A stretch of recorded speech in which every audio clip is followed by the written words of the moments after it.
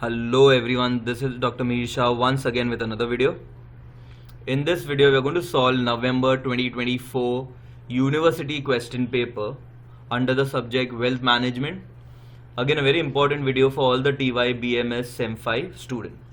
So in this particular video, we are going to take up all the practical sum that had appeared in November 2024 question paper and then try to solve each sum in the most easiest and simplest manner. Chalo, we'll start one by one. The first question, find out the net taxable income of Krishnam for assessment year 25-26,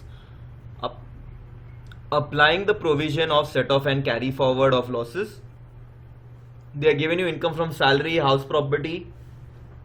Under that they are giving you loss from Parel house, income from Dadar house, income from Juhu house. Then we have income from business. Under that we have business 1, business 2, business 3. Then income from capital gain, we have income from long-term capital gain, short-term capital loss, and income from other source, we have interest on debenture and interest on bank fixed deposit.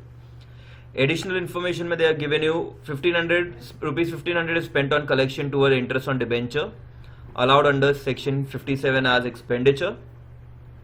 Next is carry forward speculative business losses is 55,000 for the assessment year 22-23. And carry forward long-term capital losses is 70,000 for assessment year 21-22. Okay, so now this sum is all based on set off and carry forward.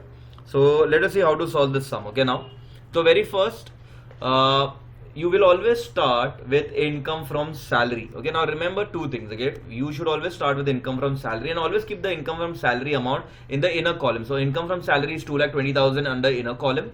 Why inner column? If by chance, if you'll get income from house property, a loss, so that loss can be set off against salary. Okay, so now second we have income from house property from Parel house, Dadar house and Juhu house. So it is 50,000, 30,000 and less loss, that is 1 lakh. So 80,000 minus 1 lakh is minus 20,000. That is nothing but loss to be set off against salary. Okay, that is loss to be set off against salary. So again, from income from house property, if you get a negative value, that negative loss can be set off against salary. So this negative 20,000, it will be gone as less 20,000. So 2 lakh 20 minus 20 is 2 lakhs. And income from house property in the outer column will become nil because that was a loss. Next we have income from business. Business 1, speculative, 40,000.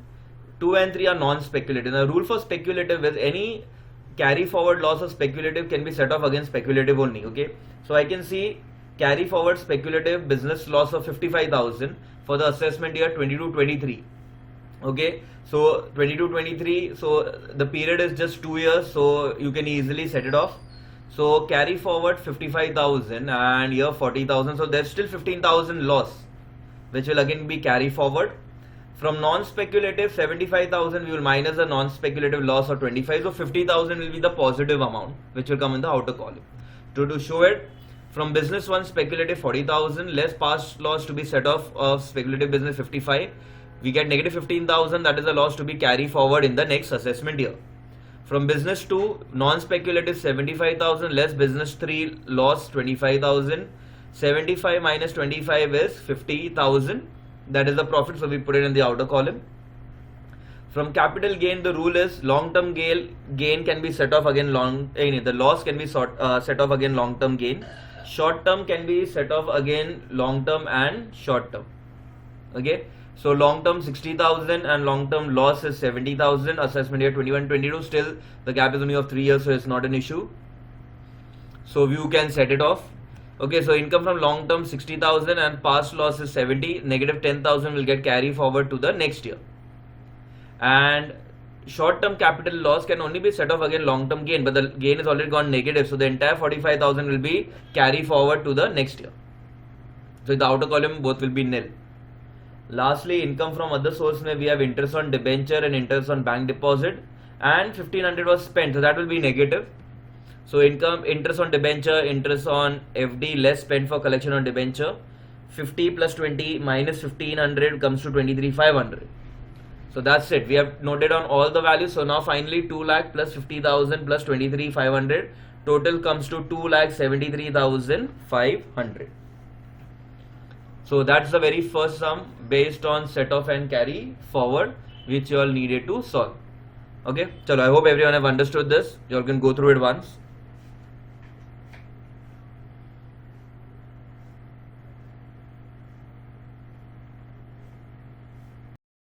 Okay, now let us see the next sum.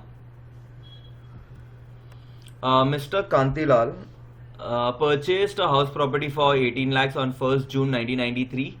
He incurred expenses of 6,50,000 in financial year 98-99 and 8,70,000 in the financial year 2006 and 7.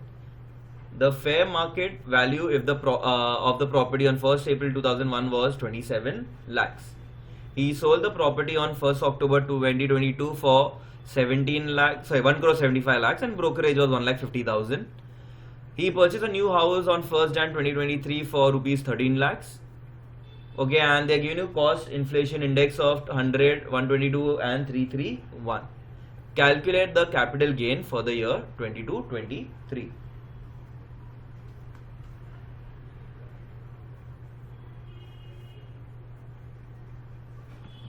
So the very first thing, the sum will start with always sale less brokerage or transfer. So sale consideration 1 crore 75 lakhs, less brokerage 1,50,000 comes to 17 lakh 35, 1 crore 73 lakh 50,000. After that comes less index cost of acquisition. We have purchased it in the year 1993. The rule is if you are purchasing anything before 2001, cannot consider that price. We'll have to take the fair market value, which is 27 lakh. So less index cost of acquisition 27 lakh into CI of previous year. In this previous year was 22-23, which is 331 divided by 100 because it is taken on 1st April. So 27 lakh into 331 divided by 100 comes to 89,37,000. Remember, in the sum from top to bottom everything will be in negative, so this will be, we'll put it in negative column. Next, cost of improvement. There were two improvement. Anything before 2001 cannot consider, so I can't take this one. We'll take 8,70,000. Same way, 8,70,000 into 331 divided by 122. We get the value as 23,60,409.8. We add up, we got this 1 crore 12,97,409.8. You minus from 1 crore 73,50,000, we get long term capital gain. From that, lastly, you had purchased a new house, we subtract that. So less exempt under section 54, purchase of new residential house is 13 lakhs. So when you subtract, we get the final answer long term capital gain, which is 47,52,590.2. Okay, so sale less brokerage gives you net sale. From there you minus your index cost of acquisition minus your index cost of improvement gives you long term. From there you minus all your exemption and you will get your long term capital gain. Okay, that's the second sum. You all can go through it once.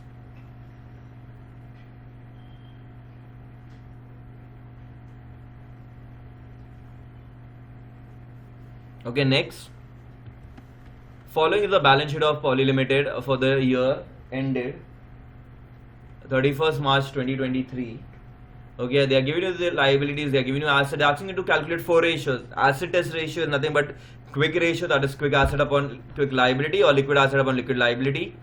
Under liquid asset we have debtors, cash, okay, debtors and cash. So debtors is 5 lakhs, cash is 62,000. Remember, advance income tax is not a part of liquid asset, so I had mistakenly written, so we'll just erase that part. Okay, upon quick liability or liquid liability, in that we have creditors, we have provision for tax and proposed dividend. So we added up, we got 5,62,000 divided by 5,60,000. When you divide it, we got the value as 1.004. That is asset test ratio. Second one was current ratio, that is current asset upon current liability. So all the current assets, we have stock, debtors, prepaid expense, advance income tax and cash balance. Upon liability, we have creditors, bank overdraft, taxation and dividend. When you total, we got 15,30,000 upon 9,55,000, got the value as 1.602. Third, debt equity, that is debt fund upon proprietary ratio or equity fund. Now remember, debt fund mein we had debentures, under proprietary fund mein we'll have equity plus preference share plus security premium plus PNL less both the fictitious assets. So we get 7,50,000 divided by 15,25,000, which comes to 0.49. And lastly, capital gearing ratio, that is fixed dividend and interest bearing fund divided by equity fund. So that's basically debentures plus preference share capital upon equity fund. The equity equity fund, or in this you can equity shareholder fund, that is equity plus security premium plus P&L less fictitious assets. So 10,50,000 divided by 12,25,000, you get the value as 0.857. Okay. So this is how you all had to solve the sum based on ratio analysis. Okay, you all can go through it once.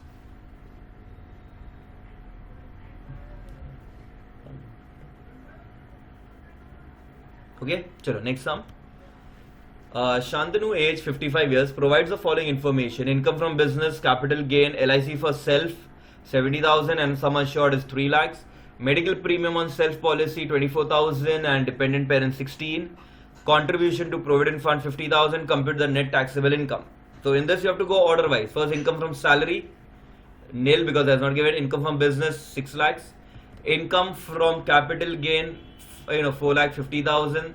There is no income from other source. There is no income income from salary. So we just added up. We got gross taxable income, which is 10,50,000. From there, less deduction under chapter 6A. First, you are paying LIC premium. Now for self ka rule is, okay, we have to take 10% on the sum assured. So 10% of sum assured is 30,000 under ATC. So we wrote LIC premium ATC 30,000. Mediclaim 80D for self and for parents. So they both come under 80D, medical premium self and parent 24 and 16,000. The rule is 25,000 each you can get. And lastly, contribution to provident fund, that is again ATC 50,000. So 10,50,000 minus 30 minus 50 minus 24 minus 16, we get 9,30,000. That's our net taxable income. Okay, chalo, you all can go through it once.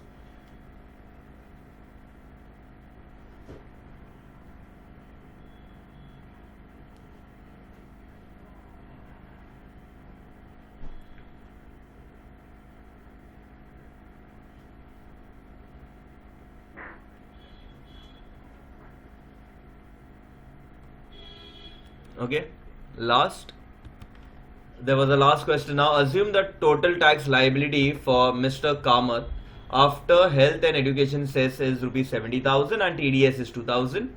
Calculate the advance tax payable on the respective due dates. So whenever a TDS is given, you subtract from the tax liability which they provide you. Okay, so net tax liability was 70,000. From there you less TDS 2,000 which you have already paid. Okay, so 68,000 is the final tax. Because see, your net tax liability was 70,000. You have to pay 70,000 ka tax, but you have already paid 2,000 TDS. So you subtract. So now you only have to pay tax of 68,000 to the government. Now 68,000, we have to calculate the advance tax. It will be divided in 4 parts. First, 15 June, 15 September, 15 December and 15 March. Under 15 June, we have to take 68,000 ka 15%, which comes to 10,200. Then 88,000 ka 45%, which comes to 3,600. Then 75%, 51,000 and 100% is 68,000. In order to find the installment, take the first value as it is. Then subtract. See, 30,600 minus 10,200 is 20,400. 51 minus 3,600 is 20,400. And lastly, 68 minus 51 is 17,000. This is how you all have to solve the sum which is based on advance tax payable. Okay, so I hope everyone have understood this. So these are all the sums which are there in this particular question paper. Chalo, I hope everyone have got it. With that, we'll be ending this video here. Thank you.